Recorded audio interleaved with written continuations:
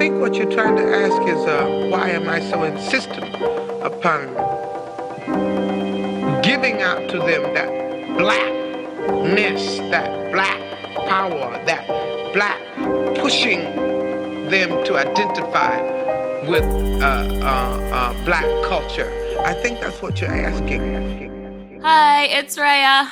Hey, it's Dynamiks. And this is Angry Black People. Hi, everybody. What's good? How you doing? How you doing?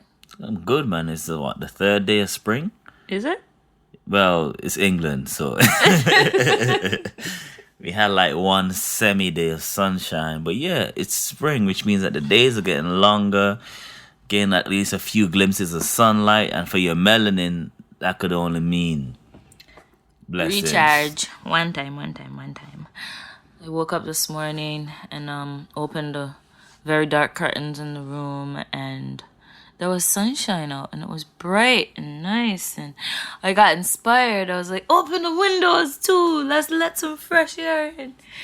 Till I realized there was a fucking hurricane going on outside. So A hurricane. it was really windy. Okay. Did you go outside to brave the wind? For what? You know, I went outside and braved the wind to get food. You went across the road. And stuff like that. I Oh got my God. food, you know what I mean? You went across the road. Went hunting. You went hunting. Yeah, he lives in an urban jungle, so yeah, he went hunting across the road. that was literally. It wasn't even a 5-minute walk. Oh my God. Oh, the convenience store is like, what, a 2-minute walk if you go around the building. Just don't diminish, my efforts. Okay? And how was it out there in that braving? It was quite windy. I had to navigate some builders on the way. Oh my God. I had to look twice before I crossed the road, you know what I mean? Because it's quite busy.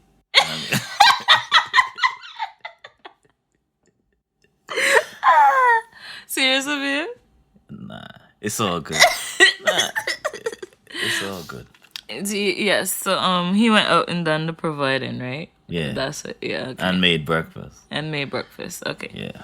At 6 o'clock in the afternoon, mind you, but it's breakfast anyway. It's the first meal of the day. It means breaking your fast. That's what it literally translates to. This week, I'm feeling all types of different ways. Like, I don't know. I started out the week thinking to myself, okay, we're doing relatively okay. Like, we're adjusting to the new normal that is the new normal. And all this bullshit is kind of tapering out, and I'm beginning to be able to wade through the bullshit. And then, boom, yesterday, there goes this guy who decides he wants to be a terrorist, or they want to have this terrorist attack or whatever. At Parliament. You know, while Brexit is they're about to trigger Brexit, which was voted yes to because of immigration and closing the borders, etc. Well, it was a homegrown terrorist, so they can't really. British born terrorist. Like, if you want to extinguish your homegrown terrorists, you're gonna have to go back a couple 100 years. You probably get rid of all the Irish people too, because y'all know the IRA was over here bombing England before anybody else. Yeah, 100%. Why were they bombing England? And I don't condone violence, but you can't invading and raping and murdering and pillaging your neighbors and the rest of the world. Like, come on, like America dropped how many bombs last year? Okay, let me just say, the coalition dropped 30,000 bombs last year. So how in the fuck 30,000 bombs? That's a bomb. What, every 3 bombs every hour or something like that? 3 bombs every hour. What in God's how? Well, we're sitting comfortably in our homes, watching our TVs, microwaving our food, drinking water out of our bottles and taps, and washing our clothes and all that bullshit. And there's people out here losing their entire life, the things that they've known. Children in schools being blown up. People on the roadside in the market buying food, never coming back home. All sorts of bullshit. Just killed 30, I think it was 30 people in a school a couple of days ago. And was that in Yemen? I think. We don't say rest in peace to those people. We don't mourn for their loss. We don't mourn for the losses of all the lives that are being. And I suppose it's part of human nature to be able to block all of that out, because if you do think about it, it's a flood on your emotions and it can cause serious distress. So we have the ability to block out a lot of the negative around us, but I don't feel any one death is more important than the other, and I would be a hypocrite to sit here and just say that the London attacks are scary because I live in England. It's close to home. But I can't sit here and just blame that one person and not realize that there's an entire reason behind why these people are so aggravated and agitated to want to have any problems with the West in the first place. There's a reason why all these people are being radicalized. They feel marginalized in a society that has casted a broad net over a huge bunch of people. And target them as a group just because there was a few outlying situations. Like, this isn't even over religion. Muslims and Christians have been at it for hundreds and hundreds of years. This isn't over religion. It's about resources. And people have decided to marginalize an entire group of people under the guise of their religion. But what it really is about is just getting access to those people's resources. Yeah, it's about resources. Like, I was sitting on my way to church in an Uber, and this taxi driver was telling me the whole war in Yemen right now is because Yemen is an oil-rich country, but they're actually not allowed to exploit their resources because they would then be cutting into Saudi Arabia's grip on the oil economy. So it's just literally a country is being bombed to prevent them from using or exercising their human right. You know what I mean? To make money from their resources. And that's how crazy it is. Until Saudi Arabia themselves could find a way to get in there and exploit those resources, or America, or whoever. Well, they were in there because they had like a puppet government that was backed by Saudi, which was installed by Saudi. But the people rose up democratically, that was an Arab Spring thing, threw it over. Yeah. And now they are being bombed by, Obama left Trump to carry on the bombing, but Obama started the bombing really in Yemen. You know, that's crazy. Obama was actually a war hawk, but he was so undercover with it because he used drones, so he didn't have to send any troops. So a lot of the things that he was doing, he didn't even have to declare them properly. And the news never reported on it like that. And this is why when these people make these attacks, let's not pretend like we don't understand why it's occurring. You cannot have a society that's hostile to a specific set of people and not have them feel a type of way. And then at the same time, you've got certain political, and I won't even call it religious because these groups are political. ISIS is a political organization. Make no mistake, it is not a religious organization. You have these groups out here willing to prey on people who feel marginalized and who feel like they're living in a society that doesn't accept them. And they're willing to radicalize those people. And you get this as a consequence. If you was an all-inclusive society, my brother wouldn't ever think of going down there and doing that type of thing, because he would be thinking about everybody in the society and the things that he would be doing at that point in time. But if you hate the society that you live in to the point where you feel like you don't care about the people around you, you're comfortable performing those types of acts and even other things. So, and it's come out that ISIS is backed indirectly by the United States. And a lot of these fighters, even Al-Qaeda, they come from these rebels that America and NATO coalition fund, and they will just give anybody who's fighting against Syria, against Iraq, against Libya weapons. They don't know who these people are. They don't care. And they will send them expensive equipment, and then when they become radicalized, or when their true nature and agenda comes to the forefront, and they become Al-Qaeda, like they did, because Al-Qaeda came from the Mujahideen out of Afghanistan, you understand? But the Mujahideen was fighting the Soviets. They were fighting the Russians. So and they were backed by America. Osama bin Laden. Yes. Everybody knows and they became the Taliban, and then from that came Al-Qaeda And all these other groups, you got your Hamas and you got people in Africa, you got Hamas. You got Boko Haram, who's then again backed by Al Qaeda, by America as well. So you got all these destabilizing influence, and whatever you find, you always find these destabilizations, and you find this militant rebel groups, however the case is. You always find them in places where there's an interest in the resources.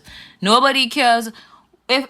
They've made Mugabe the poster child for dictatorship all over the world. Yet nobody has invaded Zimbabwe yet. Why? Because Zimbabwe doesn't have anything of value per se to be invaded for. Exactly. That. And they turned a blind eye to the number one dictatorship in the world, which is the Saudi royal family. The women still can't drive in Saudi Arabia. They castrate people. They be beheading people. They're cutting people's hands off. They're doing all sorts of things that we consider to be human rights atrocities. Now, if we were so really concerned about these things, that's what they would have started up there, right up there with all these other dictators. But apparently, only Africans could go up before the UN. And they can't touch the Arabs. Why? Because the US dollar is backed by oil. It's called petrodollars. So it's directly tied. So if oil goes up, the value of the US currency can go down. So they have to keep oil as stable as possible so the US dollar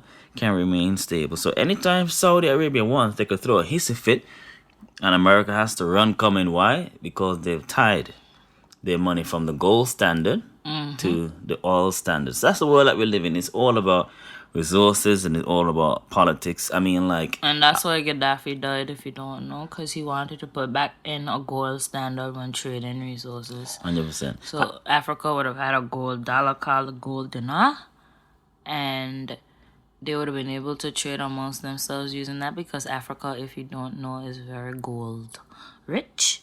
So they would have no problems doing that amongst themselves. However, other nations that don't have readily accessible or readily available gold might have had a bit of an issue with that type of thing. Now, go to Libya and check to see how much gold resources or how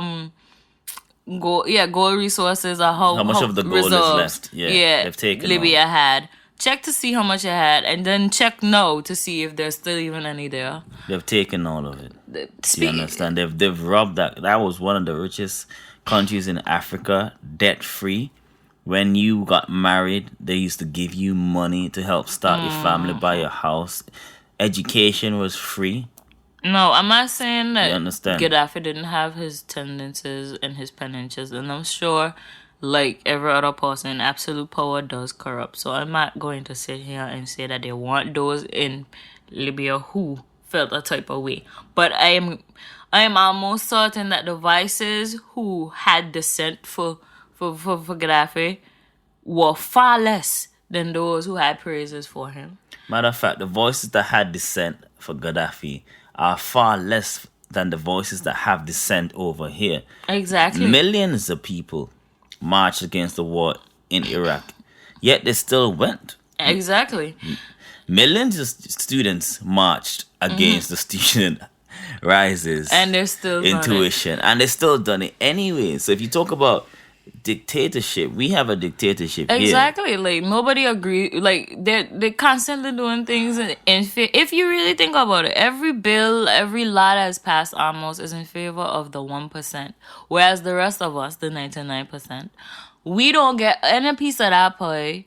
They make it seem like an illusion so these conservative people can get behind of it because they feel like it would benefit them. Like, oh, when they say, ooh, let's tax businesses, let's cut business tax, or whatever the case is. So you as a conservative or a small business owner, you might feel like, yeah, this is great. This is good, but then they throw in something like they were trying to do there. They throw in something like, oh yeah, but we will raise your NI payments though. So yeah, like no, like it never works out that way. The 1% are the only people who benefit from this type of stuff. And that is not a democracy. That is definitely you call it a kleptocracy. A kleptocracy. Yeah. Yeah. Or you can call it oligarchy. Or you just call it a dictatorship because we don't dictate shit. We don't dictate. They dictate all the policies it. to us. And in all honesty, they dictate. And if there's enough dissent, and I mean... kleptocracy. Kleptocracy. Yes, I got it. Yeah. Mm-hmm. If there's enough dissent, if there's enough outrage, they might change something, particularly when they need you to be in a good mood. Best believe, if this budget had passed and Brexit wasn't going on, there was no way that they was going to ever say that they won't implement that self-employed NI thing. If it wasn't for Brexit, they would have done it, but they need to keep people happy. They need to keep people happy right now. 100%. Let me actually read out what that means. Kleptocracy is a government or state in which those in power exploit national resources and steal. So it's when you're ruled by a thief, when you're ruled by a thief or thieves. So I think that perfectly. Everywhere in the world is a kleptocracy, basically. Kleptocracy, exactly. Yeah, so people, if you're part of a kleptocratic nation, kleptocratic nation instead of a democratic nation. If you're part of the kleptocratic nations, yeah, 100%. Hands up in the air one time. Because that's what we are. That's the world that we are actually living in, and it's like for me. So it's like I really, really shout out to all of those families who right now going through the turmoil. Yeah, definitely. Right now who are hurting, who have had someone who's died in that attack yesterday. Definitely. And even those who got seriously injured who were just visiting, because you know what I mean, there were French students there was an American citizen who died, a police officer died, a lady jumped in the Thames, people were seriously injured. Like a lot of people's lives changed, like regardless of what. It may not seem like a huge number in comparison to some other terrorist attacks, but regardless of what, a lot of people's lives changed yesterday. For the worse. So I genuinely would just to say, heart goes out to those people. I pray for them. May they find the grace that they need to get through this period. And in general. Yeah, and that's why I said like things like these are necessary. That's why we started this podcast, just to bring awareness, because I feel like the power is with the people. Yep. So the people, we need to rally. We need to get behind those who are positive in power. So whether that's your MP or your local councillor, for example, because basically if we don't do anything, and I think local power is where you can actually have an influence as a people. We don't actually try to do anything politically. It's just gonna become them and us, and we're just leaving them to do whatever, and we're just over here. So I think we kind of, in a way, we kind of have to hold those in power accountable and keep their feet to the fire anywhere we can, because they will as society in general, not just as black people or as Asian people or as white people, whatever the case is.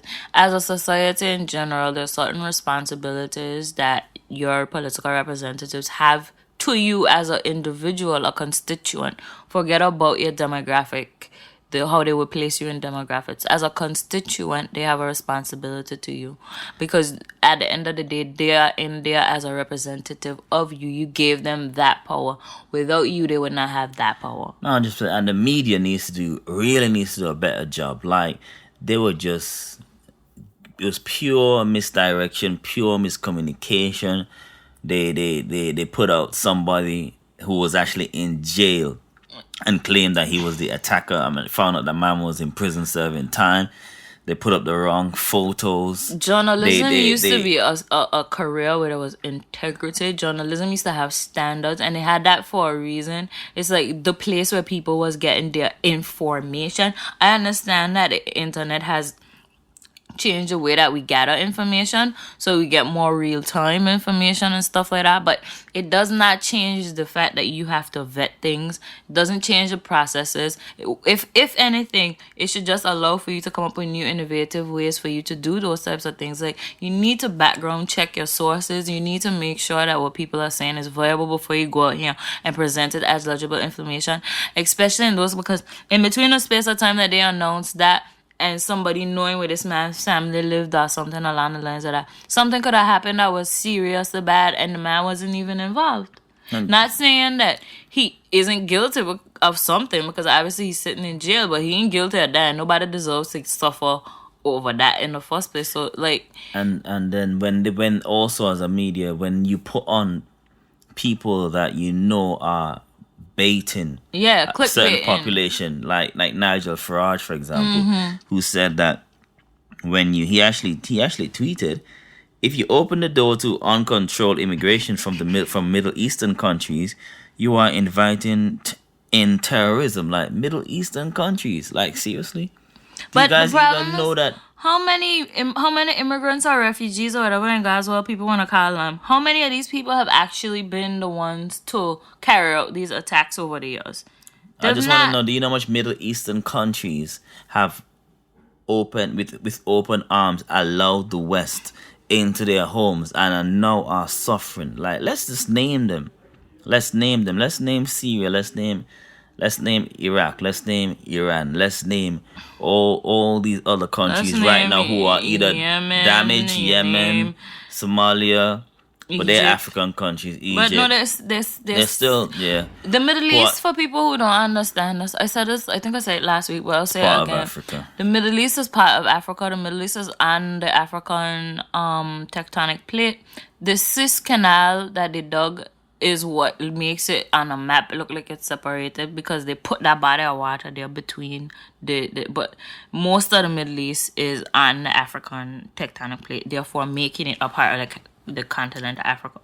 So for their own purposes and skewing history, people would like you to believe that the Middle East is a region. So when people say, "Oh, I saw a girl online doing an Ancestry.com thing, and she was Ethiopian," and she was surprised that it said that she was 50% Middle Eastern, and she was all shocked and like, "Oh my God, but I thought it was African." Da da da da da.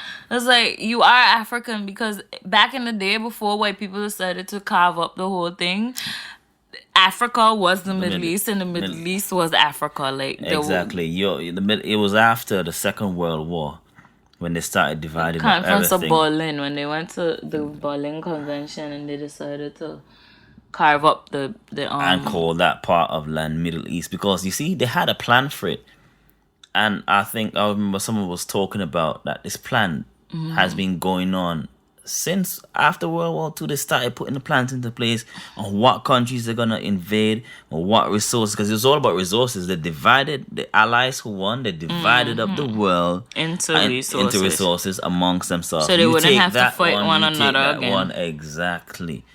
So it's basically all about stopping Russia from building their pipeline, because Russia wants to build a pipeline. Correct. You remember that? Yeah, Russia wants to build a pipeline, and they basically want to stop Russia from building a pipeline because America already has a pipeline running from there. So that's what it's about. Yeah, there you go. All right, let's move on to the next thing. Okay, so moving on with the segment we like to call fake news. Yeah? Okay, so what the fuck, America? Let's go here first. Listen, I'm getting so sick and tired of talking about Donald Trump. I think everybody's getting sick and tired of talking about Donald Trump. Like, I don't want to talk about Donald Trump. It's a necessary evil, because unfortunately this man is the leader of the free world, and he is not the leader of the free world, and I'm gonna start giving him free press on my podcast. No, but Donald I want Trump people to pay attention. Okay, America is not the rulers of the free world, because the West ain't free for one. So what free world are they even talking whatever about? They're talking about, whatever they're under the illusion they are a country that is broke, but they have the biggest military.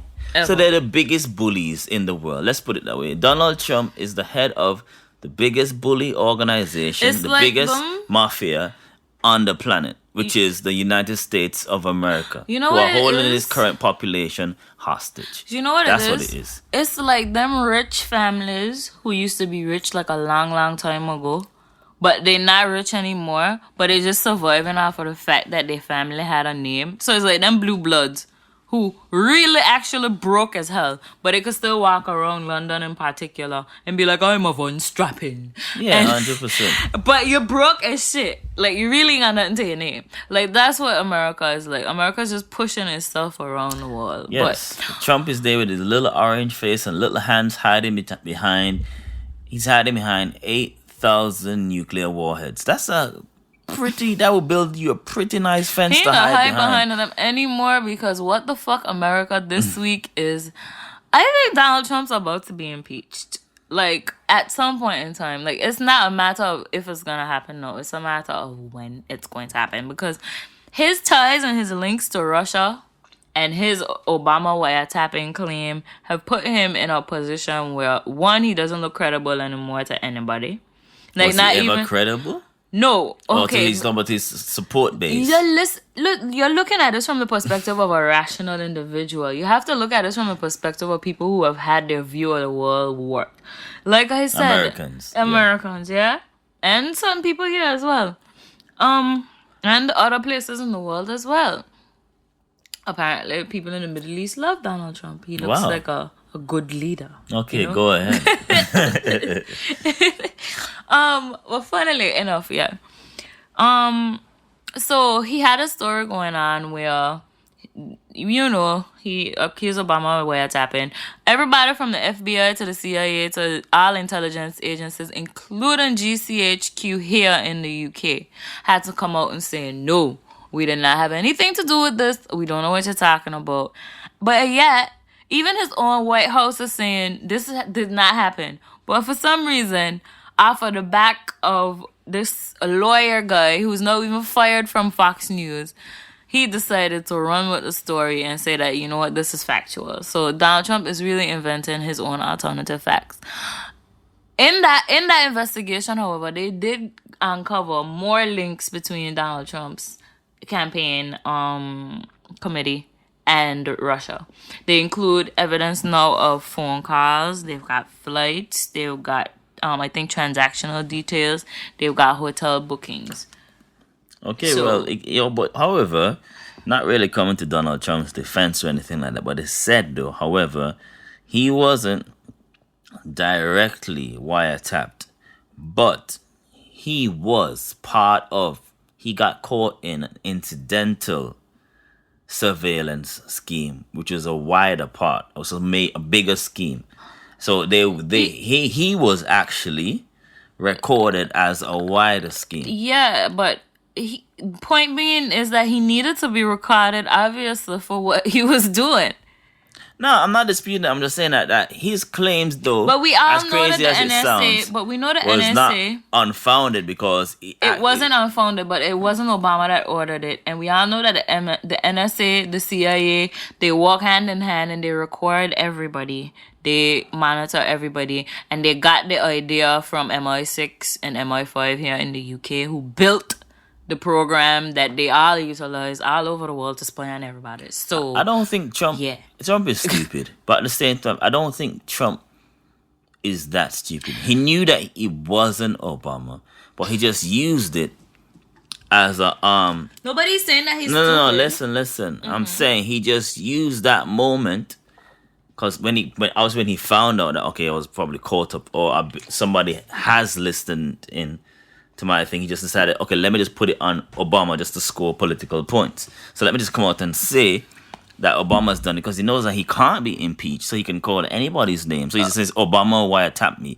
But we know that they did. I personally believe that, of course, if you have the technology, of course you have been listening on Donald Trump. You know, before he was. I honestly don't want to give Donald Trump that much credit, and I say I don't want to give him that much credit because Donald Trump did not know that. Donald Trump did not. Donald Trump was sitting watching the real president, who happens to be Fox News, because as far as I'm concerned, every time Donald Trump tweets, there is a Fox News segment that coincides with his tweet. So it's clear to me that Fox News is indirectly running America via their programming. So if they know Donald Trump, have they taken over from Steve Bannon? I feel like Steve Bannon's gone back to puppet shadow mastermind. Like, I feel like his name was getting called too much. Too much. He's like, he looks like the slinky, grimy thing that lurks in the corner and sneaks out in the dark of night. Like, he looks like that. So I feel like that's what he is. Also, right now, if I was a part of Trump's administration, I would honestly be looking for a way to make sure that nobody can say that I was anyway involved with any other shit that they're about to try to put on this man, because they are going to impeach him. I think personally that my problem is that I don't like none of them. I don't like from them. Obama to Trump to none of them. I don't think I liked any president of recent times. From since I've been alive. I don't even know who's going to take up the place of, if they impeach him, Mike Pence is going to be the new president. I can't see that being any better than Donald Trump being the new president. Like, exactly, because they haven't every year they actually increase the swamp. They actually make it worse. They don't actually drain the swamp. It's like, what are people really expecting or asking for? We keep asking for handouts. We keep hoping that there's somebody that's going to be in there that's going to give us more handouts than the rest. But look at the thing. The main thing is they're not touching the military-industrial complex. That's the whole point. Every president that goes in there, they try to, of recent times, they always try to increase military spending, because you know what? Dropping bombs and people make money, because you know what? When you drop bombs on somebody and you damage their infrastructure, guess what? Yeah. You come in as the peacekeeping force, whether it's via NATO or the UN, and then you put your cronies in there, your friends in there with their companies' exclusive contracts to either extract the resources, the oil, or to rebuild the country. Oh, yeah. Basically, and that's... If you ever read a book, Confessions of an Economic Hitman, there's a revised edition of it. This guy basically breaks it down. He worked for the CIA and as a consultant for the American government over a numerous amount of years back in the 80s and the 90s or whatever the case is. And this is when America was really out there building the foundations of what is now the military-industrial complex that now operates in over 70 countries in the world. America has a military presence. No, it wasn't 70 countries. 70% of the world's countries. Sorry, 70% of the world's countries now have... 130 countries. Sorry, 130 countries, have American military presence. 130 countries. 70% of the world, you have military presence. So whether it's soldiers or that's base basically or like new colonization, because of course that was England at one point in time. It was, and where the military is, best believe the military is there to protect the interests of some American companies' assets and some American companies' resources that are then being refined and delivered to the American people. So don't ever get it twisted and think that there's not a bigger motive behind it. It's like our lives are ran by the subjugation of other people in poorer places in the world where we can't see and our news refuse to show. 100%. Like, that's just what it is. If Trump gets impeached, for what, speaking to Russia, or for having contacts with Russia, it's showing out colluding. That it's more, but it said that it actually said that they were colluding. Actually 19%. Said that he colluded with Russia to damage Hillary's campaign. That's what they were saying. Because he wanted 19% of there was a share in, I think, an oil company or something along the lines of that Russia sold just recently, and to an undisclosed buyer with undisclosed commission fees, and the amount just relates to the amount that was in the dossier of the guy. And although they said that this isn't related to the previous dossier that the guy from England came up with, still the evidence in there is quite damning in terms of having times, transactions, phone calls, and all of that, where you're not supposed to have any contact with a foreign government, foreign people at all. Not foreign people or foreign governments when you are campaigning as an American. So that's the measure which will get. Well, we'll keep following this story and we will see how it develops. Yeah. Now another thing. Sorry, right back onto Trump again. Another thing that's semi-bugging me is, in between all of this going on, for some reason Donald Trump still has time to stand on his campaign podium thingy.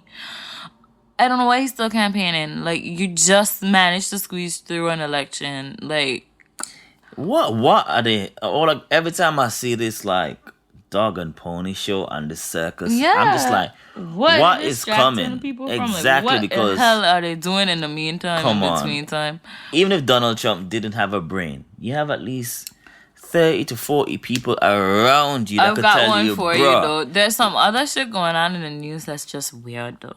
I've got one for you in a minute. But Donald Trump decides to pick on Colin Kaepernick. No, anybody who knows, for anybody that doesn't know, Kaepernick is a football player from America.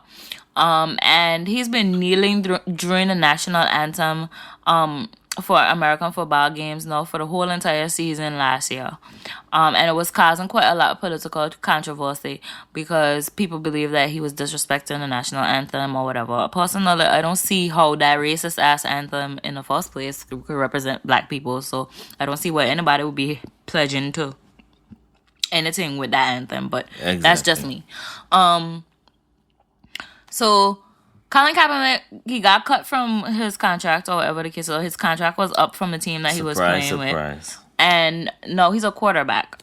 And no, out of 40 teams or 40 plus teams in the NFL, no team all of a sudden wants at least a second bench quarterback. Like, his skills are not down to the point where he cannot play for a team. Like, he's more seasoned than somebody that would be coming out of school anyways. Like,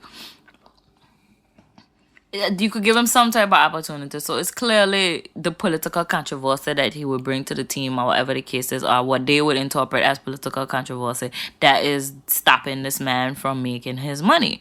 And despite that, he's still out there giving, and he ended up giving $50K now to the Somalian appeal. So last show, Somalia and Turkish Airlines appeal. Yeah. The last time we mentioned Turkish Airlines helped Somalia. We had mentioned that hashtag that was going around.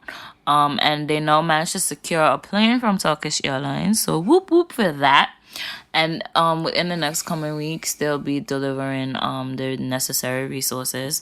The campaign on GoFundMe has raised over $2 million. So it should be a good start to being able to help those people out. And hopefully it can at least continue so there could be some relief in that area. So if you haven't donated,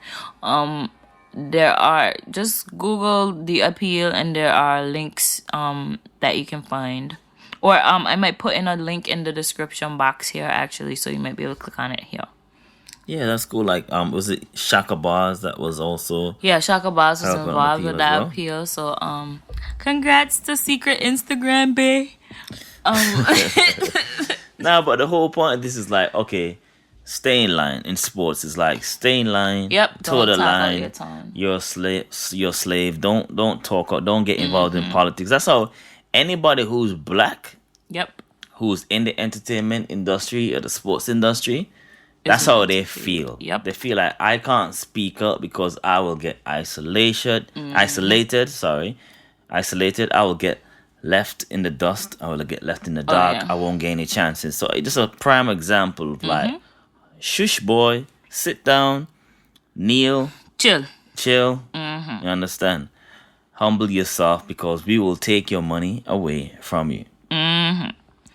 And now, speaking of humbling, hushing, and hush boy, so recently in California, they had an African Trade Summit that was supposed to occur. There were about 60 delegates from different African nations that were supposed to show up for this thing, yeah? No. It turns out that no African citizen was granted a visa to be able to come to this trade summit. So they ended up having the trade summit with no Africans involved. An African trade summit with no Africans. African trade policies being discussed with no Africans in the room to have a say because they couldn't get like health shit works all anyway, the time, right? Yeah, exactly. 100%. So Donald Trump is just showing you how it works normally. Why do we need to get the Africans in here? But this is part of a larger problem because, like I mentioned, this is for the black people in particular. I put out this one and I said, immigrants in America, immigrants here in the UK, black immigrants in particular, you're going to have a problem because they are going to be looking and they're going to be holding you up more than normal. And it's been on a rise. There's been a rise of deportations. And the problem is not necessarily like people ain't doing their jobs and deporting illegal citizens, or illegal immigrants. The thing is that you're not doing it in the equal percentages when it comes to white people. White Irish, white European people, they are also immigrants and they make up a larger percentage of immigrants than black people. But for some reason, the numbers when you look at deportations don't add up to the percentage of the immigrant population that they make up. So what's going on here?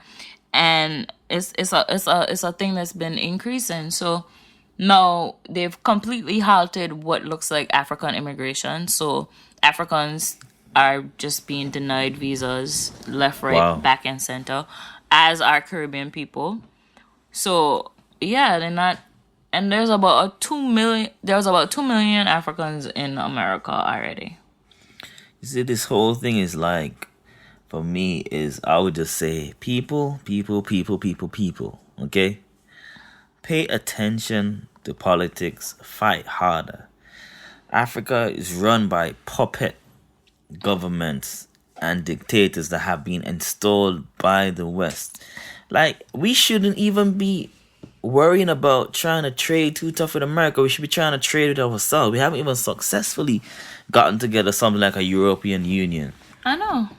Yet, like, we all on one continent.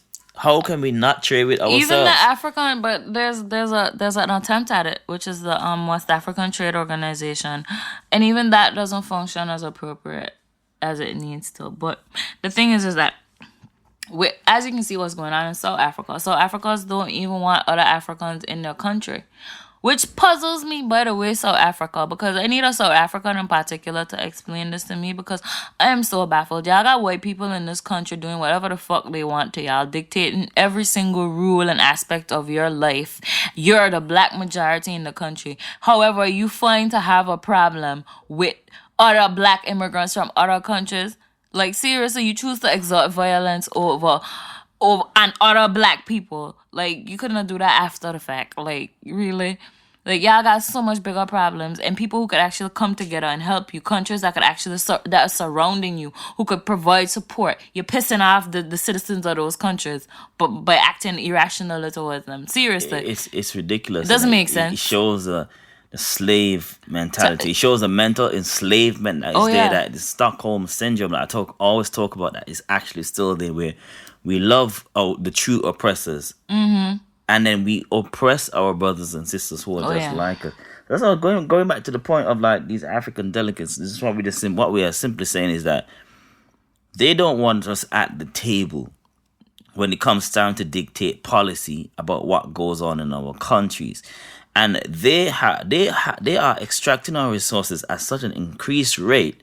That's why we keep going to the States. That's why we keep leaving our countries and going to England, because we are trying to find jobs, because our economies are being decimated. So let's get this point very, very clear. The reason why, number one reason why people leave their countries is because their economy is being decimated, and the economy is by a foreign power. By a foreign power. Our economies don't decimate themselves. Like, it honestly doesn't happen. It's always an outside influence. It's always a foreign influence. It's never the economy or the actual place. Like, when you have an organic economy, or when you have an economy that's based on just what's going on in that country, it actually tends to be a little better. Like, honestly. Come on, think about it. Imagine this. Just imagine for a second, yeah?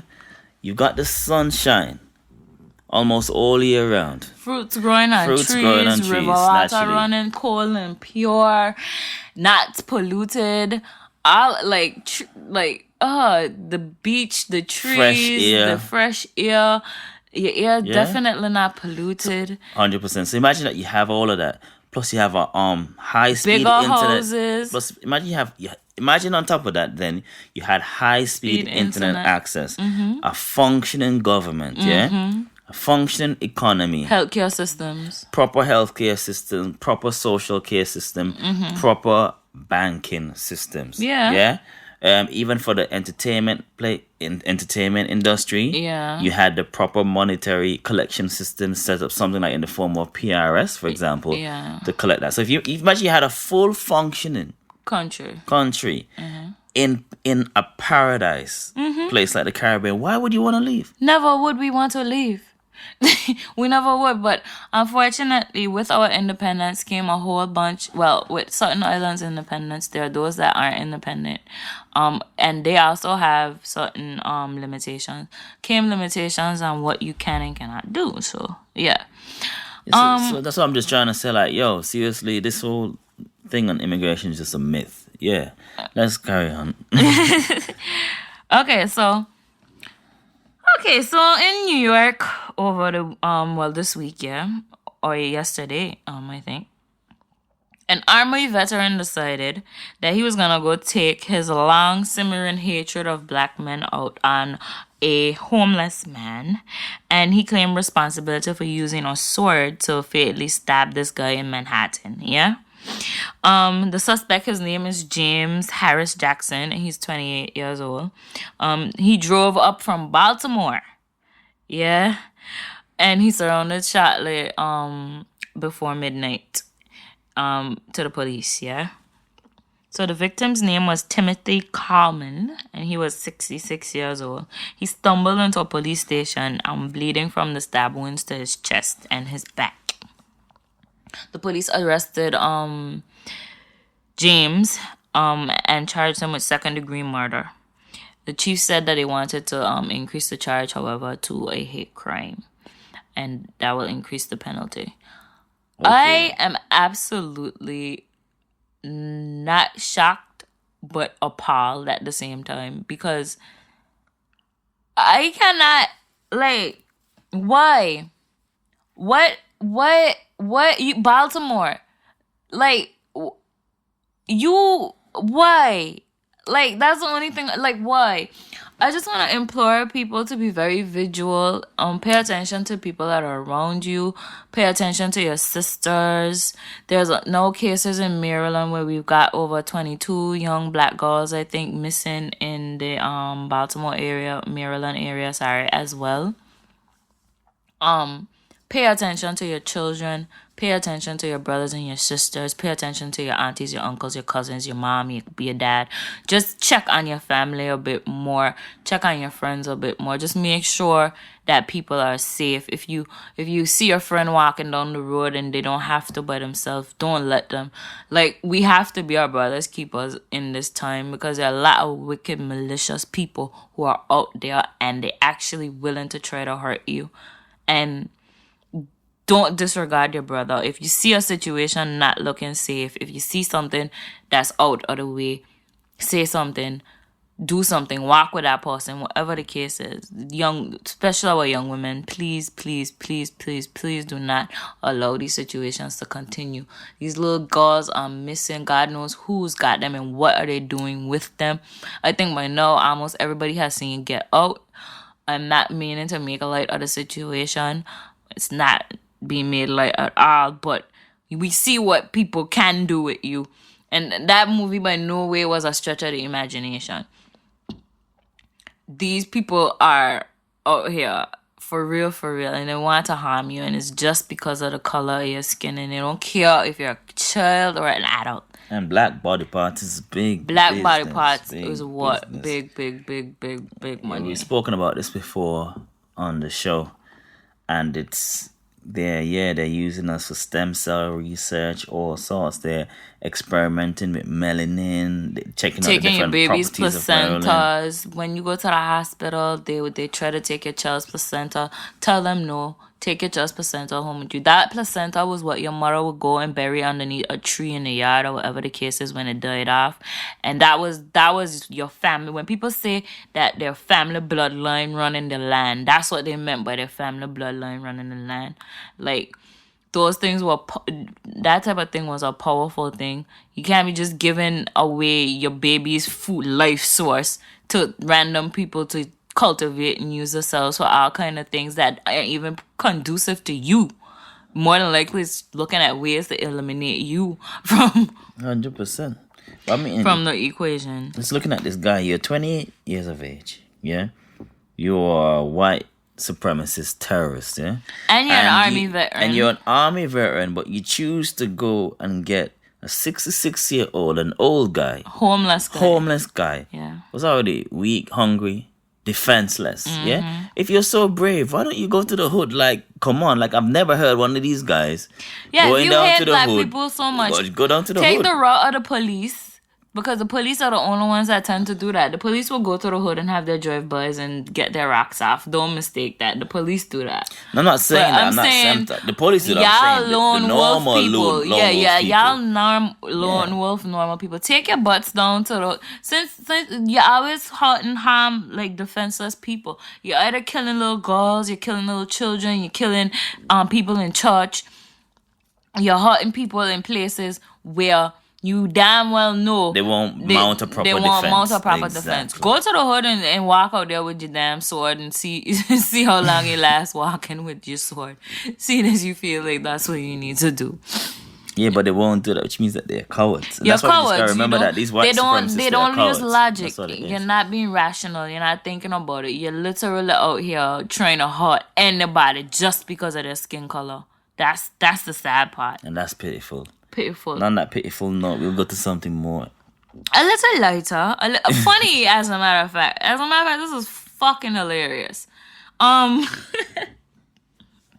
So, a group of 5 white men are suing Diddy, P. Diddy, Puff P. Daddy, Puff Daddy, whatever he wants to be called nowadays. Mr. Big Money. Mr. Shoulders. Mr. Shoulders. All up in your video. The Mr. original. Dollars. Rich nigga. Yeah. Billionaire now, is he? Yeah. Billionaire Puffy, yeah. Wanna be out here suing Diddy. Yeah. For suing Diddy's TV station Revolt. For reverse racism. No. The terminology that's used here now has me in a slight upset because what the fuck is reverse racism? I don't know. I think it should just be racism, innit? Yeah, it should be just racism, innit? But I guess they're saying without saying that really only white people should really be able to be racist. Basically. Surely enough, because that's what that implies to me. So there's an acceptable standard of racism, but when it's reverse racism, it's worse, I suppose. Anyways, these men are all over the age of 39 years old, and they filed in the Manhattan Supreme Court. They claimed that they were fired from their roles on the Breakfast Club as a result of race and age discrimination. And the company prefers to give preference to young and black employees. Well, wow. Just wow. I know. No shit. No shit. Seriously, a white company preferring to hire a young white person? Like, never heard of that ever. Never ever. Seriously, huh? These things exist. White people giving other white people preference. Equal opportunity employers? Yeah. What's the quota again? I think I heard one company, they hired about 15. They had a quota of about 15 black people they would hire a year or something like 15. Most of these companies have quotas. You know how I know if I'm going to get a job? When I walk in the door and I notice that there's not another black person already in the room, I can almost guarantee you I'll get the job offer because they need to meet their diversity quotas. That is the gospel truth. Now, when you can operate, that's black privilege, by the way. When you can operate, you have to realize where your black privilege comes into play in life sometimes. Sometimes you have to end up going where you know they need you. Even if they may only need you to add up their numbers. Facts, but on a footnote though, go where you're loved, not tolerated, yeah? Oh yeah, go where you're loved, not tolerated. Just let you know. Okay, so this revolt thing, yeah, like, well, for me personally, there's more. Go on. Because apparently the executive vice president of Revolt TV, who happens to be Val Borland, and this is an African American woman now. They claim that she was always rude and condescending towards the white male team. However, she treated the African American staff much friendlier and respectful. They also claim that executives executives at the station turned a blind eye to African American staff arriving late, intoxicated, or hungover, often sleeping on the floors of the production room. That is what their claim is. No. So you basically you've worked in corporate. You worked in corporate. I've worked in corporate. This does not sound any different to me than these young British people coming in after a night out in all corporate sectors, just about, unless you're working for a charity or a church. Hungover. Always calling. Matter of fact, in the UK, if it snows too hard, they call in sick. If there's football on, they call in sick. They're always calling. They were calling sick to go down to the pub. Okay. Like, the UK has got like, oh my gosh. I'm not condoning that behavior. I'm just saying, like, what they're actually speaking about is actually part of the British culture. What they don't understand is that is part of the culture. These people are DJs. These people are involved heavily in nightlife or whatever the case is. So the fact that you're doing that at night and you're still managing to drag your ass into the office in the morning and be productive, the reasons why the execs would look at that and maybe not say anything like you would expect them to say something is because they understand that that's part of the culture and it's a growing process. It's until you get to where you need to be, that's part of the process that you go through. That's just what the entertainment industry involves at times. No, I'm not condoning anybody just showing up to work drunk and late all the time. No, I'm not condoning everybody just showing up to work late and drunk all the time, because that's just disrespectful. But there are times when this happens. I know this happens. I worked at places where I've had co-workers come to work drunk, vomit in the garbage can and all.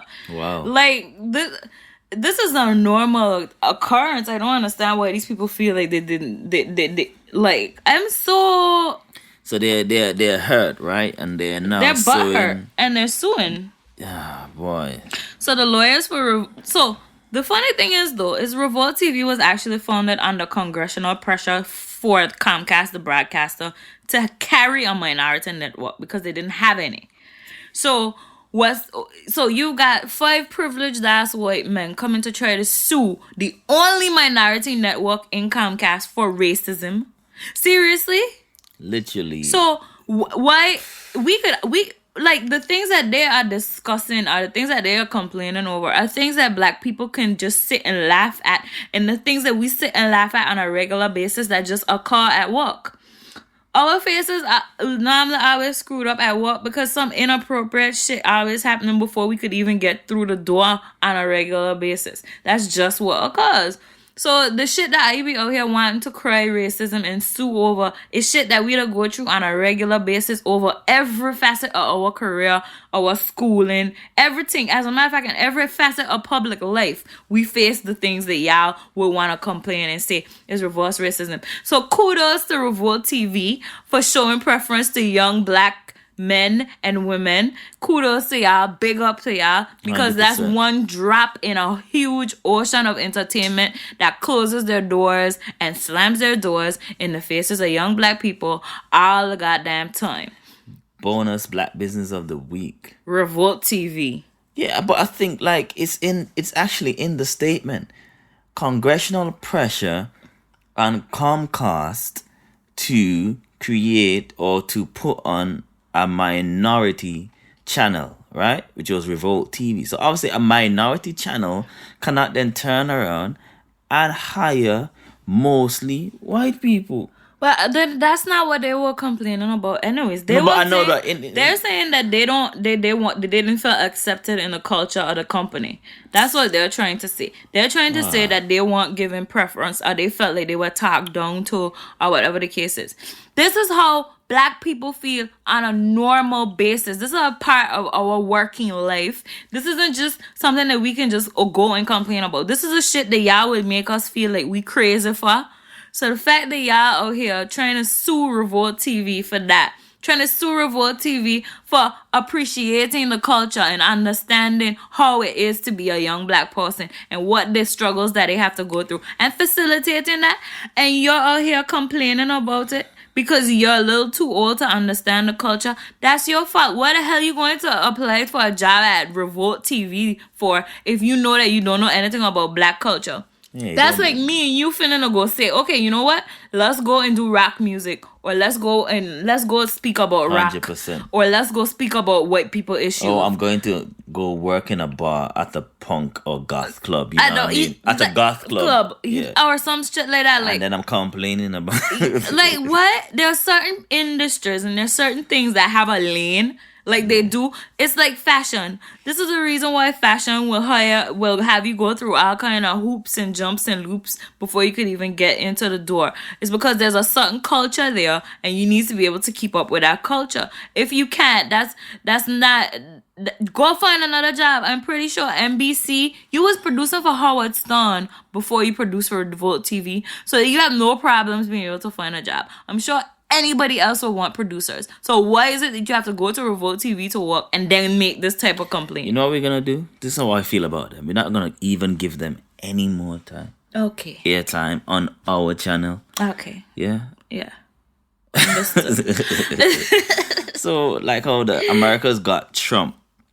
All they're talking about is a Trump. In the UK, all they're talking about is this Brexit thing. Man, I should start a serial called Brexit. Swear down. Brexit. Yeah. So what are they saying about Brexit this week? Like, well, people, okay, so there was a false alarm. We thought Brexit was going to be triggered on Tuesday of this week. However, that is not the case. On the 29th of March, yeah, Brexit will occur. The letter will be sent to the European Commission and we will officially have declared ourselves divorced.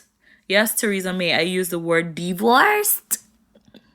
Britain will once again be an independent nation after 500, 600, 700 years of not being an independent nation, because even when you had the Commonwealth, you weren't an independent nation. You're never an independent nation. Like Britain itself shouldn't be trying to fight for independence, and they won't give other people true independence. Exactly. Y'all over here subjugating people, but yet won't be complaining about you want your independence. Kiss ass. Imagine. Anyways, so the big problem with this is free Jamaica. Okay, carry on. Free Jamaica, yeah. Free Barbados, yeah. Free Anguilla, free free Anguilla, free the Caribbean, free the Caribbean. Yo, carry on. Hey, free the them islands where they kick the people off. What are they called? Togons? Not Togons. I need to find it.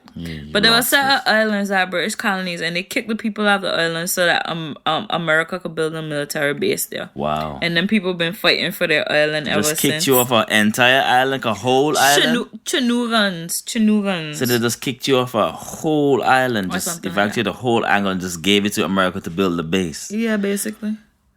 Yeah, so free them people. Free everybody, man. That's how you know that they love and their own. Most of all, free the banks, because they're going. No, I am all anti-financial establishments, yeah. But unfortunately, we've come to kind of depend on the financial realm for our economic stability. So in the UK. Yeah. So when in Rome, do as the Romans. So I'm gonna be just as upset about this as the Romans, yeah. So there are banks that are currently in London and they're based there as a headquarters of the EU, yeah.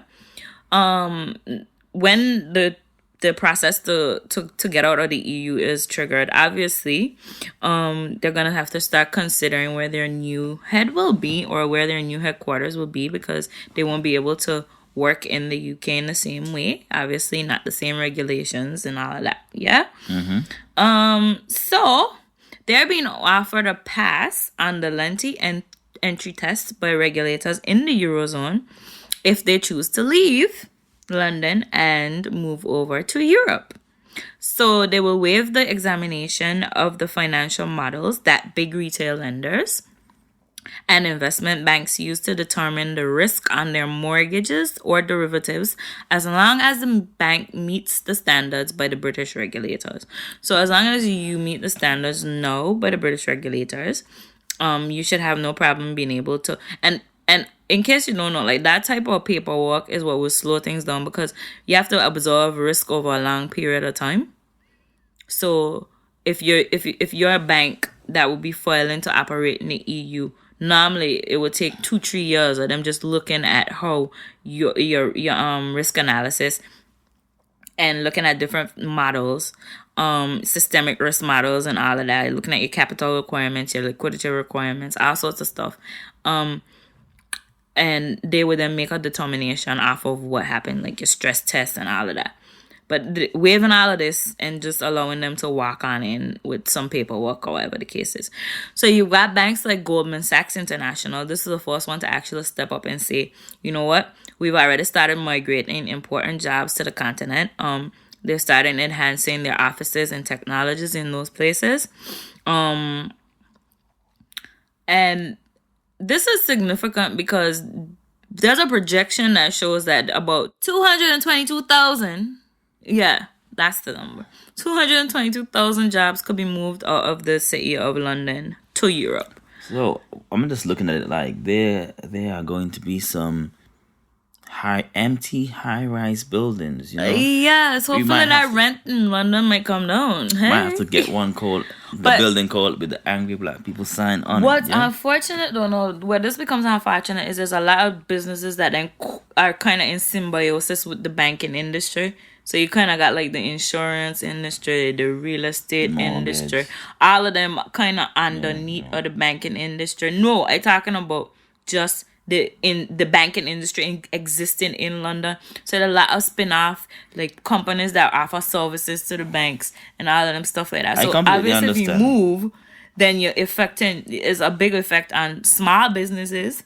Well, for one, it's a big effect on medium-sized businesses as well. It's a whole ecosystem. Yeah, it's a whole ecosystem feeding off of the banks and the financial industry. So if they go, then you're looking at a financing kind of financial collapse. Yeah, it's a bit of a there's a bit of a little bubble that might pop in London.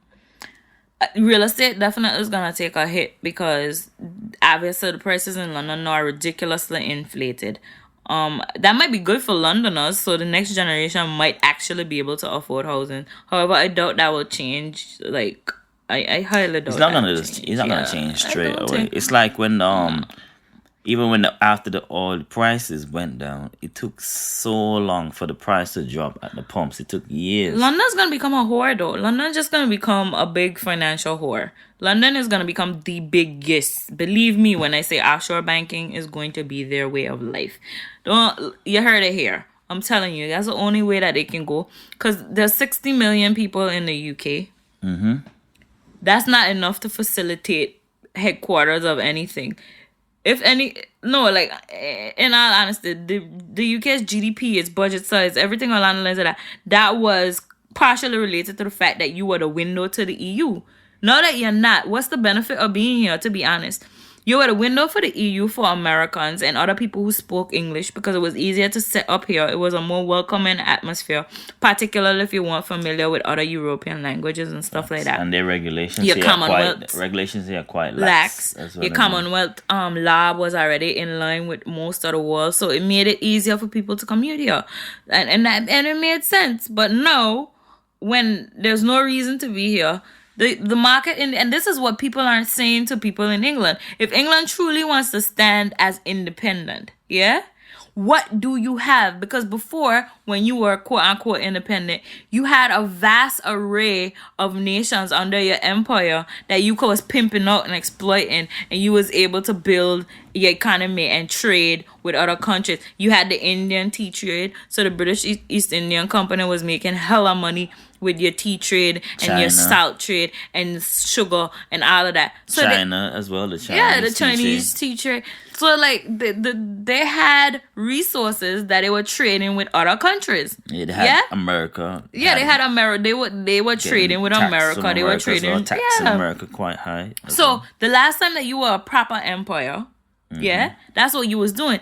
After that, the UK fell into economic depression after the wars that they had, World War I and World War II. They fell into economic depression, and that's why this whole system as it is came up in the first place. So now, what your politicians aren't saying to you and what your economists are not saying to you is that England has not stand truly on its own, independent as a nation with 60 million people in it in a very long time. So this is there's the not first much time, extension to the English Empire anymore. I don't know what they're going to do, because if Europe turns its back on England and there can't be a deal can't be worked out, or it's a hard Brexit.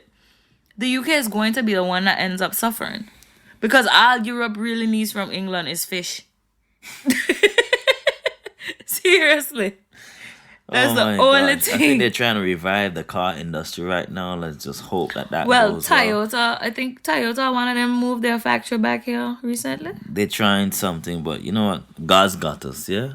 Hey, I ain't worried, yo. What's next on the list? Yo, I am not worried, because as long as something is smoking to get me from here to the Caribbean, I will always be fine. I can land on 2 islands.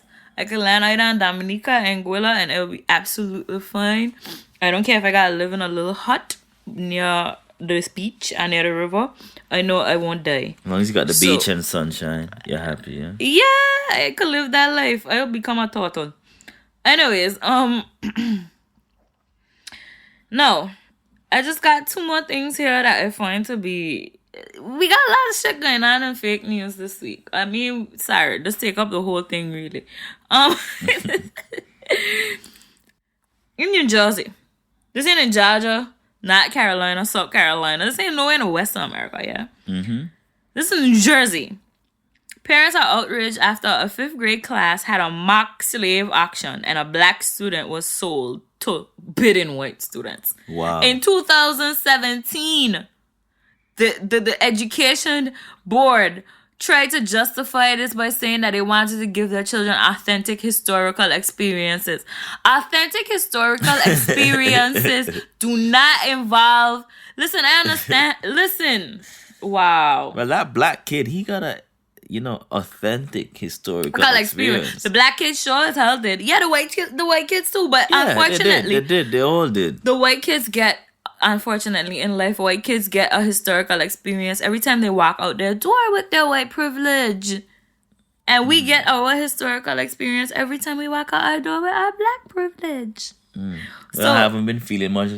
Black privilege lately. Nah. We coming up to that. You could tell them how you feel. I just want to say to these people, and the funny thing about it is that they would actually, this was going on for years, and they would actually take pictures and everything and have it hang up in the hallway in the school. Yeah, that's crazy. The kids had to make slave auction posters. Wow. How the fuck do you go home? And how does a parent not report this? How does your child come home to you and tell you that they need to make a slave poster and you not say, huh? In 2017? That's just crazy. Like, Listen, I have no words. Y'all are racist. That's it. Okay, point blank. Move on. No, let's talk about some more racism. Wyclef was arrested. You know, every once in a while, sometimes the black people who feel like they've made it, the rich niggas, they need to be reminded at times that you're still a nigga, though. And I find the police in America does a great job of doing this. So not to my boy Wyclef, because my man has built hospitals and schools in Haiti. He supported his country. He's not one of them uppity people, you know. Nah, I mean, I say Wyclef uppity. I think Wyclef is cool as fuck. I'm just saying that every once in a while, no matter who you are, you will get pulled down from off your pedestal. True. Like I said, injustice to one is an injustice to all, because as long as a black man can be stopped for just being black, even if you're rich black, you still black, my nigga. Anyway, so Wyclef got stopped by the police and they took his Haitian flag from him, and they treat him like police do. They didn't follow procedure, blah, blah, blah. Lied, basically. Afterwards, when they let out their statement, they said his movements and demeanor led them to handcuff him. So, basically, yeah, the guy was probably coming out of his studio. He was in a car with another person, and somebody had committed a robbery within the area. Police pulled him over. He got out of the car, whatever the case is, and they said he fit the description of the suspect. If you're black, you fit the description. What does he look like? He was black. Okay. Let's find the first black person and arrest him. That's it. That is it. You fit the description. You're black. Oh, it's like they're saying I'm in what in the Antarctica or Arctic, a polar bear. Yeah, it's a polar bear. A polar bear killed the man. Polar bear. The first polar bear that you find, just arrest him because if a polar bear kills another polar bear, and no one's around, is it murder? Really? I was just trying to say that it's wow. I just give up. Polar bear and polar bear crime. Shout out to Wycliffe. Yeah, because this is not even like for being in the US, and Kanye West said it best. You go to the top, you realize that you're sitting at the table like it's just another nigga. That those people, they don't care. Nope, they don't. They don't care. They don't appreciate your talent. You're just singing and dancing for them. Like that doesn't mean that we still don't have to do our thing. We just have to be mindful. Yep. That never get too high. Don't never get be too high on your high horse. Stay humble. Stop, because the minute that you start to feel like that, you can swiftly get pulled down and reminded exactly who you are. So please don't get too high on your high horse out here forgetting that, yeah, you a nigga and the rest of us is niggas too. Anyways. So. Dylan Roof. This is the last one, yeah? Is this his black friend? Yes, boy. No, the white friend. Oh. Dylan Roof's white friend. He's been sentenced to 27 months behind bars for lying to the FBI. And he's now crying, saying he doesn't think that he'll make it out of prison alive. I just want to say hoorah to the American justice system. Woohoo! Lock that nigga up. Yep. Sorry. Knock that white guy up. My bad. Lock him up. I'm trying to stop using the NMB words. I'm growing up. Lock him up. Lock him up. Being complicit in fuckery. I'll be the first to say, don't be complicit in bullshit. But not, like, you're afraid for your life. Like, seriously. Like, no, you're afraid for your life. Like, boy, yes. Good riddance. Bye. Yeah, just nah, it's just because, you're afraid you're going to go into prison and some black guys are going to beat you up for killing or for aiding and abetting or for, encouraging your friend or not going to the police when he told you about his plans to murder. Pretty much. That's people. What you should have done, but hey. Because you wanted to murder black people too. Well, bruh, good for you. Okay, so moving on. The next segment, people business. Yeah. That you don't mind, yeah? Love, like we say in the Caribbean, you mind me like pong beef, yeah? Me like pong beef. Mind people business too. We love to be up in that people business, People's business. Okay, so let's go here. No. I saw this on the news and I thought to myself, this is a good lesson for y'all men. Mike Epps' wife, or ex-wife to be, wants $109K a month for divorce, for spousal support. What's she supporting? She said that she's 36 years old. She's too old to work. Yeah? Or she's too old to enter the job market. So therefore, he needs to support her lifestyle that she's been accustomed to over this period of time. What job was going to pay her $109K a month? Listen, apparently being Mike Epps' wife is very beneficial. So no, but I want to know what job. The point is keeping your standard of living on her own. Yeah, because she can't go out in the job market. So I want to know what office is she working for? Goldman Sachs. That's not in America. $109K for a job, actually. That's a month. Oh yeah. Oh, sorry, my bad. Okay. Yeah. Because this is what I'm getting at. $109K a month. Maybe she was. Who were you working for? Goldman Sachs. Maybe, you know what I mean. Like that's a serious amount of money. Like, okay, if she helped Mike Epps build the empire, by all means, do what you do. That's like $1.2 million a year. Yeah. Fucking hell.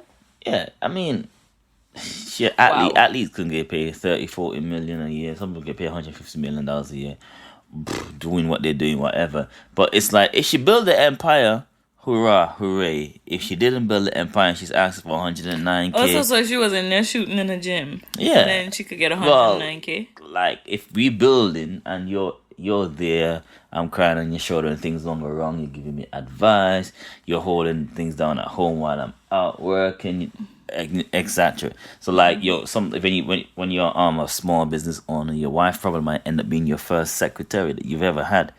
Mm-hmm. You get them come from something. And then in those cases, by all means, you want to carry the lifestyle. But if you came in when things were already blessed and you want 109K, for what?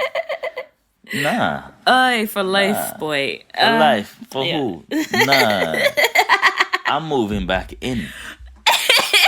I'm getting a girlfriend and I'm still fucking you for that money. Is that so? What? For real? For real. So what am I allowed to apply for? Wait until the empire is finished. I'm never gonna let you leave. Anyways, but moving on. You're bringing yourself into people's business. Okay, let's stick to the script. Tommy Lauren, the blonde, dumb little girl, she's been suspended because she's been having a fight with her boss, Glenn Beck, over her abortion comments.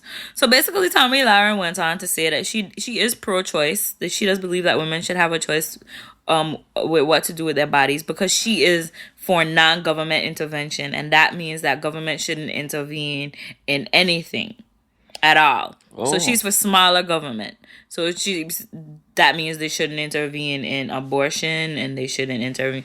I don't know. I found that to be quite because she's been out here saying otherwise. So that's when her boss Glenn Beck pulled her up on Twitter and was like, "Huh? You've been out here having different opinions." And she made this statement, by the way, when she was on a more liberal show, and I think she was on The View, and they were interviewing for a spot, I believe. And she made this statement. So you get suspended for airing. How can you be suspended for airing your views? Well, it's not necessarily for airing her views. I think she went back and forth on Twitter with her boss. So that kind of put him in a tizzy. And her boss is Glenn Beck. You know Glenn Beck. I know Glenn Beck is an idiot, but why, first of all, are you having a employees meeting with me on Twitter? I don't understand. Like, why? Why are we not in the office? Like, well, Tommy Lauren went on Twitter to defend herself, like so many people do nowadays. I don't even have a freaking why is Twitter. Your boss calling you out on Twitter? It's like Trump is just letting just all sorts of craziness become norm. Can somebody write in to me and let me know if they think I should get a Twitter? But I don't like Tommy anyway. So this is penance for her. Like, she's been talking a lot of smack. So guess what? Her own white supremacy has now come back in the ass to bite her. You see, I'm trying not to say the B word. So, bye, Felina. I can't call her Felicia. Bye, Felina. What's her white name with F? Becky. Freya. Bye, Freya. Okay, Freya. All right. So, yeah, bye, Becky. Okay, bye, Becky. Yeah, that's just bullshit, really. That's just bullshit. So, forget her. That's, Tyson Beckford, he's saying he has no respect for Chris Brown, and he thinks that the singer is on drugs. No, Tyson Beckford has been beefing with Chris Brown ever since him and Kakaroche decided to be friends. Sorry, Karuche decided to be friends. Karuche. Listen, I am not defending Chris Brown because I feel like everybody gives Chris Brown a pass because we just all in like this. Say it ain't so. But I think we all know that Chris Brown is a drug addict by now. And I think we all know that he has problems. However, I'm not going to sit here and crucify him. I'm going to sit here and say that he does need help. And I don't think people around him are helping him. And I don't think his celebrity is helping him. And I don't think people are interested in him getting help because that's going to stop the money. And what people really are interested in is the shmoney. So, and they just want him to keep making music and keep making music. Now, Lord knows this guy must have over 1,000 songs. He's been pumping out music out of his little body from since he was like a teenager. Yep. And he's a host of issues, so it wouldn't surprise me if he dabbles in a little crack here and there, or a little coke here and there, or whatever in God's will is saying that he takes. So I do think, Chris, like you've got enough hits for now. Take a break. He needs to take some time off. Stay out to the public eye. Chris needs to go to some island. He needs to go to some island, and you need to go find yourself Find yourself, find God. Find God, find waterfalls, find flowers, find trees, find birds, find balance. Get away from all that bullshit. Grounded native Hollywood is the devil. Like, spirit. people will tell you that all the time. Hollywood is the epitome of what, if you could sum up what the devil would be, it would be Hollywood. It's all the voices that man could ever have wrapped up into one. So obviously, if you're a young child in there all the time, like, it just doesn't work for you.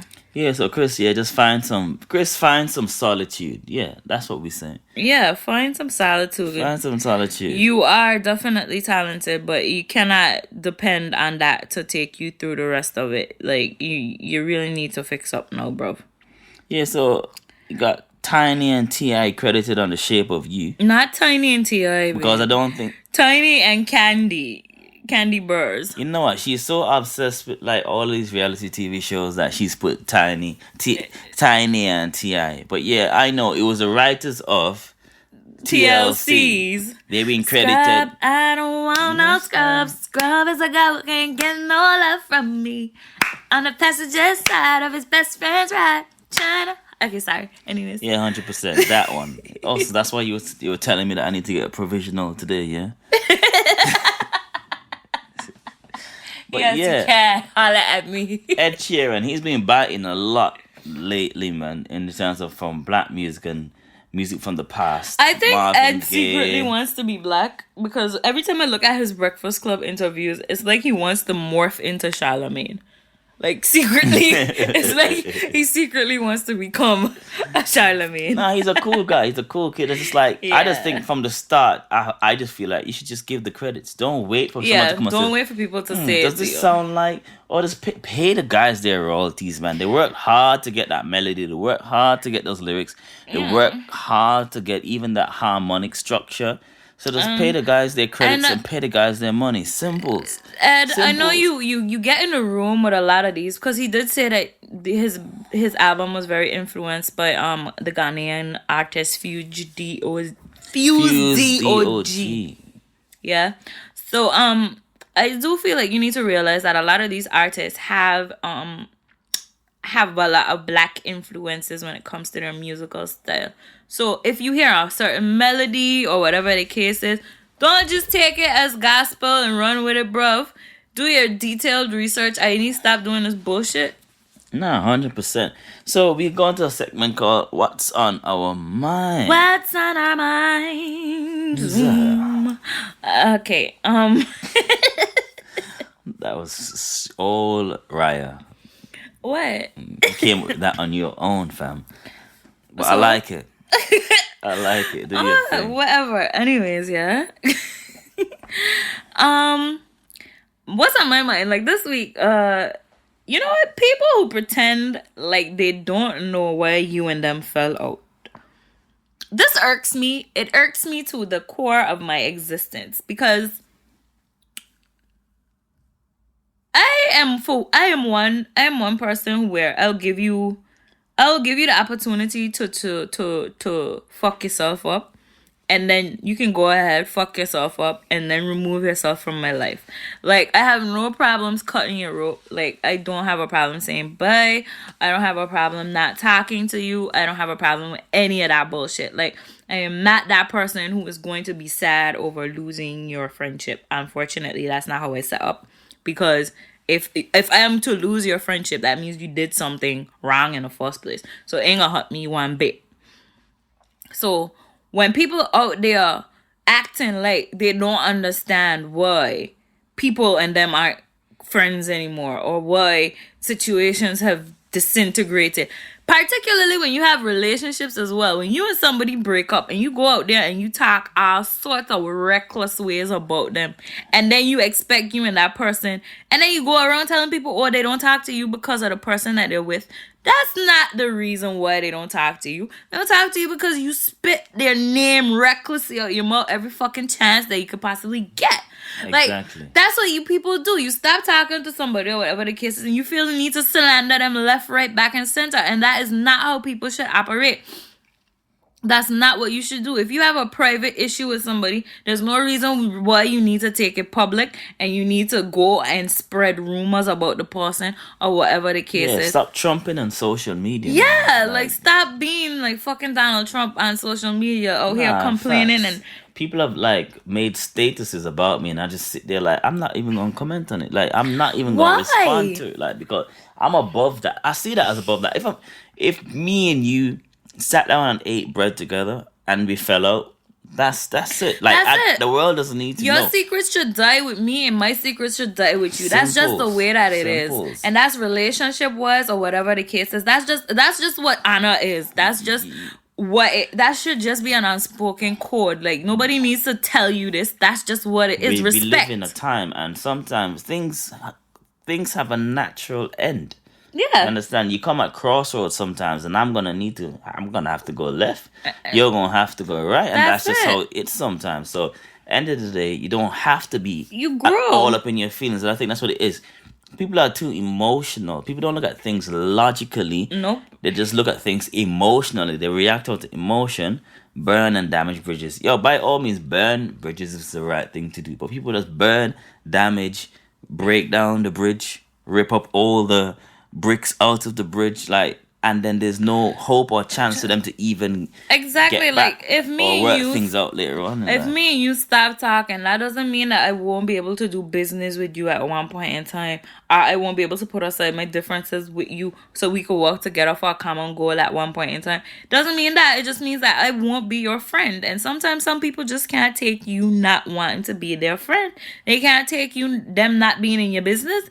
They can't take none of that shit. But that's the privileges that you lose when you choose to be an asshole. Like, why? Like, it doesn't correlate with me. Like, if I do something to piss off somebody, I fully expect them to cut me off. And I fully respect you cutting me off. And even if you do cut me off, I'm not going to sit here and I don't know why them do talk to me. Them bad mind, them this and that, whatever. No, I'm going to be like, you know what? I fucked up and they cut me off in the most appropriate manner. And hey, that's what it is. You've just reminded me of quite a few people. I'm just laughing in my head because, I've had some emergency months that I've had somebody cuss me off, cut me off, and then I'm messaging me back like, oh, what's going on? Let's meet up again and talk. And when we talk, like, oh, I don't even know how like we even fell out. I don't even remember. I'm like, what are you talking about? Please, like people, like, and come on, like thing. seriously, like. When you're mad about an just issue, admit that you fucked up. No, but when you're mad about an issue, think about the issue in perspective. Think about 5 years from now. Will that issue matter as much to you 5 years from now as it does today? That's the thing. Like, people need to think about these things before they come soldiers on a battlefield for certain things. Like, let's just all be successful. Yeah. Because from the time, if you broke. Mm-hmm. If you're broke, you should not have time for drama. How we finding time to be beefing? We should not have time for drama. If we both broke, we should not have time for drama. I do not have time for drama. I'm broke as fuck. I don't have no time to be out here. Me and you poor. So what the fuck we arguing about? Like, dead ass. Serious or no? Like, what's there to argue about? Exactly.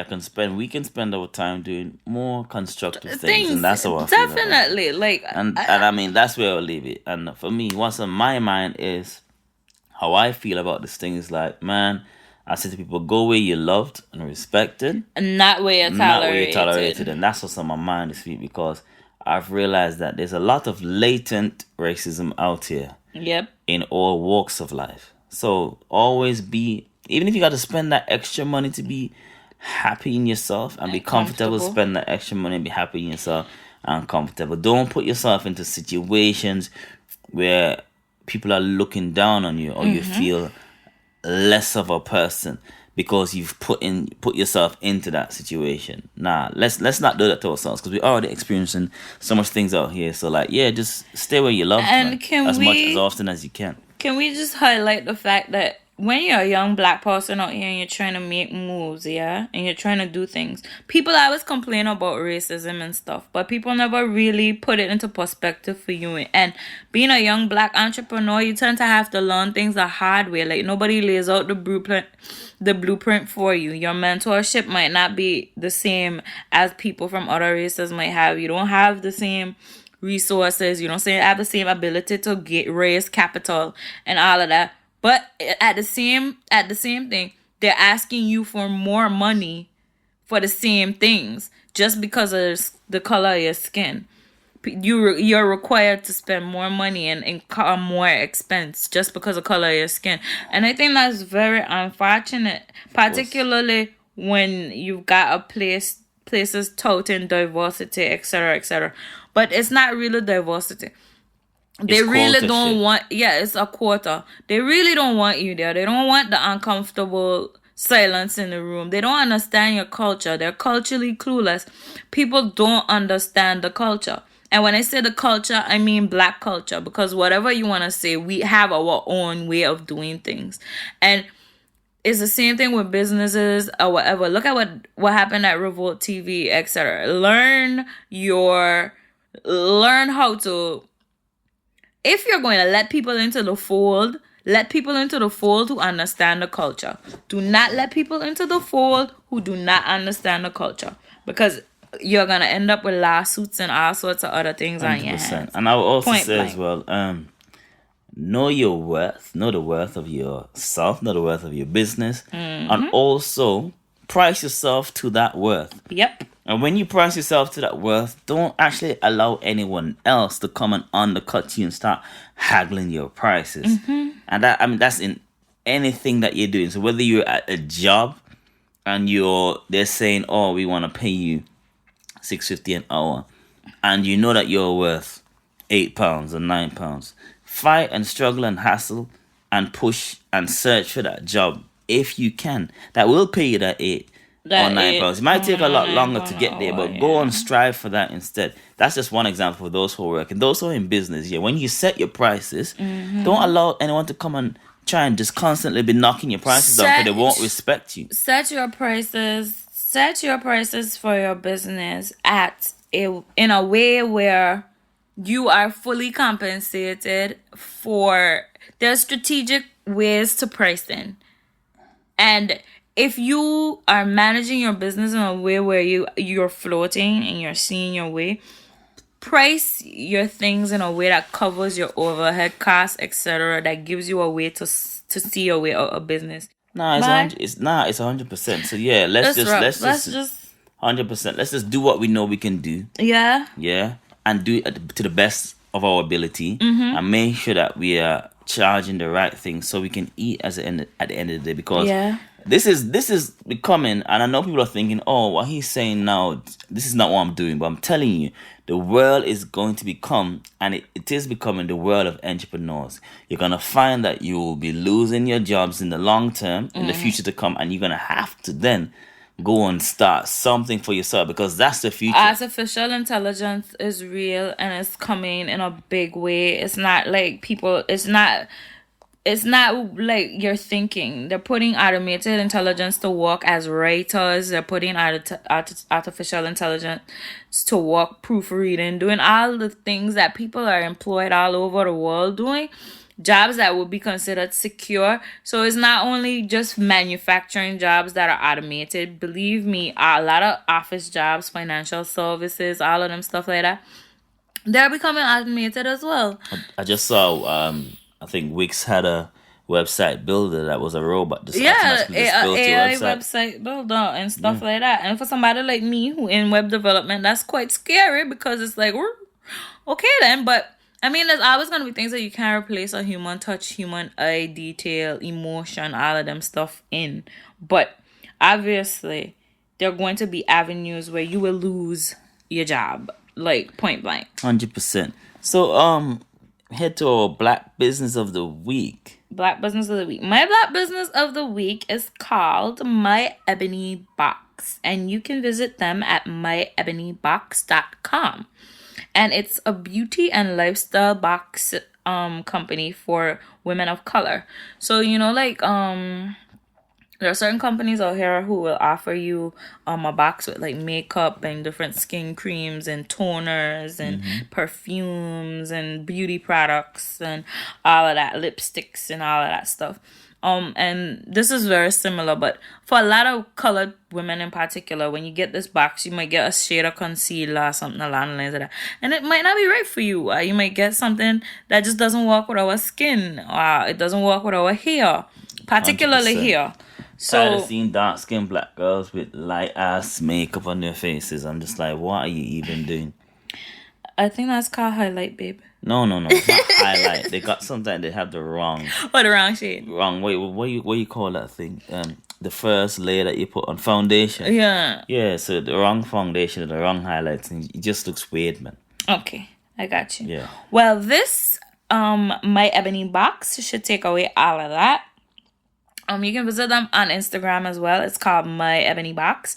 And the good thing about this, it's a local Birmingham business. It started in Birmingham. So go ahead and give them a like and a follow or whatever the case is. And check out My Ebony Box. Make your subscription or order your box today and see what you can get inside.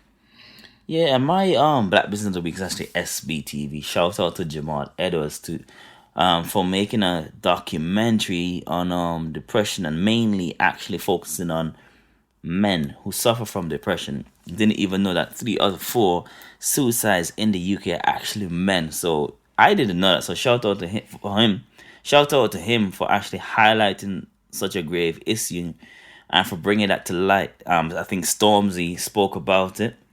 And now Jamal speaking about it. So I think like it would give a lot of men, particularly black men who find it very difficult as well to speak out about such things because we are so hyper masculine. It would actually give them probably the urge to actually speak to someone and say, yo, I'm struggling. Can I be honest with you? I feel like black men in particular,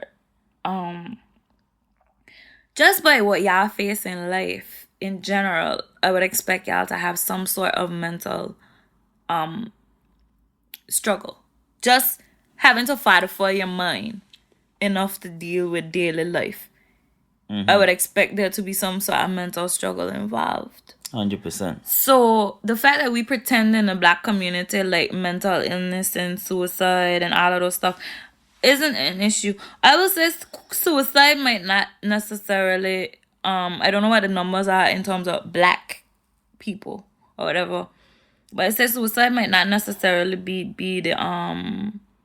the biggest problem, but there's a serious problem when it comes to mental health. And there's a lot of people walking around out here angry in particular. Very, very angry. And that level of anger causes a weight on your mind that you cannot possibly imagine. So I would implore anybody to seek, even if you're not ready to talk to somebody about it, sit with yourself, think about things, like really try to get down to the bottom of the issues that affect you. Learn to breathe, learn to appreciate the little things that are around you in the room, and like anchor yourself to something, so that it helps. Learn self-analysis. Self-analysis is the best analysis. When you go to a psychiatrist, that's what they help you to be able to do. To learn the things within yourself that help to trigger your depression, help trigger your anxiety, whatever the case is, to learn to overcome those things, putting certain things in place. So even if you're not comfortable with getting advice yet, and it's always recommended that you do at some point in time, speak to somebody. Please don't try to pray it away. I always tell people, you can't pray away depression. You can't pray away anxiety, bipolar, none of those things. Those are chemical imbalances. Those are things that are actually wrong with you. You cannot pray away in the same way you can't necessarily pray away cancer. You can't pray away the common cold, whatever. You can ask God to help you, give you strength to get over it, but you can't pray away. So don't let anybody sit here and tell you that that is the answer. A connection with God is a good way for you to begin to understand yourself so that you might not feel the way that you feel. But don't ever let anybody tell you that that's exactly it. No, you can't pray away those feelings. I feel like in our community, that's what it is. Give it all to God. Put your burdens on God, etc., etc. But that doesn't work because you're simultaneously, what you're doing is you're disregarding the person's concerns by telling them to just give it all to God. People actually need to talk about things. And yeah, they do. You need to talk about things, and you need to find ways to combat these things. Yeah. Because what it is just like energy levels. If you allow yourself to constantly keep going to negative energy all the time, after a while, your body's going to be imbalanced. You're going to end up staying in negative longer than that. And then when you come back, then you're going to start having these slingshots where you go to low negative, then you go to very high positive, then back to low negative. Yeah. And life is all about balance. So I would also say, in saying that, I would say find ways to protect yourself as well. Says to protect yourself, protect your mind, like mental health is wealth. It's just like everything. You gotta protect your happiness. You gotta protect your mental health. Right? So stop. Yeah. Don't put yourself into fucked up situations. Avoid them whenever you can. And if you do get into them, speak to somebody. Avoid energy people that suck your energy. Yes. Yeah, if you get we all have that friend that will come over, and when they leave, you feel absolutely drained. You have to avoid your interactions with that type of people, with those types of people. If you don't want to avoid your friend to make them feel bad, you need to speak to them about them draining you and how we all can have that not happen as much. You need to be honest with people in your lives about the things that they do that affect you. Because you cannot pretend like people in your life don't have an effect on you. If your best friend is going through something, it's going to have an effect on you. If your brother and sister are going through something, it's going to have an effect on you. So you have to be able to limit the amount of exposure to bullshit that you have. Yeah, so basically avoid energy vampires and avoid energy draining situations. And by all means, avoid fuckboys and use coconut oil. Great advice. Okay, and on that, we've come to the close. We've come to the end of our podcast, man. 6 episodes in deep. Doot. Oh, I'd like to big up the listeners in Anguilla, particularly. I'm proud of y'all. Thank you for tuning in. I'd also like to big up our listeners in America. Y'all are biggest market, surprisingly. Yeah.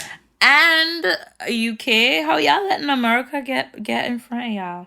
Yeah, we need to. The UK, come on, man. We need to support. Yeah. We got to support knowledge. We got to support expressions. We got to support creativity. We got to support talent. Yeah? Yeah. So, yeah, shout out to all the listeners and shout out to everyone who's been sharing. Thanks. We'll be back next week. Hopefully with a guest this time. I think you guys are bored of hearing us. So, yeah. Peace, love, and coconut oil. Yeah, and follow us on Twitter. Follow us on Instagram. Follow us on Facebook. So follow us on Facebook at Angry Black People or ABP Podcast. Follow us on Twitter at ABP Podcast. Follow us on Instagram at Angry Black People. Our personal Instagrams are mine is Riah B. Mine is Atlantis Dynamics on everything. Yeah. Yeah. So is it peace, love, and coconut oil? Yeah? Peace, love, and coconut oil. Bye. Bye.